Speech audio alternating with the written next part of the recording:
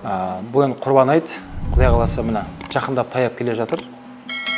Енді құрбан айтқа байланысты біраз сұрақтар түскен екен. Соның бірнешеуін кішкене басын ашуға дұрыс көрдік. Құрбандыққа не шалынады?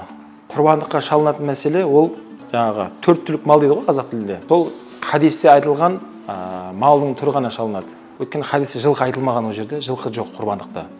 Құрбандықта түйе айтылған, қара мал айтылған, қой айтылған, ешкі айтылған. Жаңағыда кейде сұрайды, мысалға қой союға шамам келмейді, тауық сойсам бола ма дейді.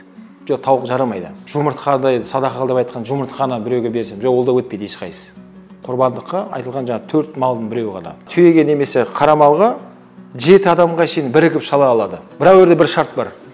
7 адамның да ниеті бір жерден шығу керек. Мысалы, 7-дің ішіндегі 6-ы Құдай үшін құрбандық шалып жатырмын деген ниетпен шалып жатырды.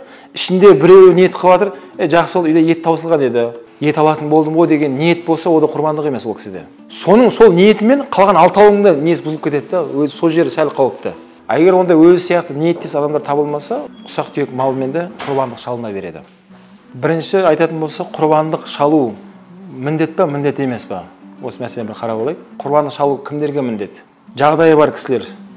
Жағдайы бар кісілерге құрбандық шалу міндетті түрде шалыну керек. Және зекет беруге шамасы жоқ, бірақ күнделікті жұмыс тіршілігі бар.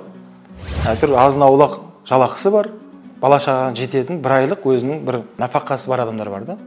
Бірақ зекет беруге әлі жағдайы жоқ адамдар. Оларға да беру міндет. Құрбандық шалу міндет емес, кімдерге бір күндік жейтін тамағы бар, міскін деп айтылатындай да. Пақыр деген күнделік жейтін тамағы бар, бірақ зекет бере алмайтын адамдарда пақыр деп айтылады. Ал міскін деген бір күндік қана жейтін тамағы бар кісілер.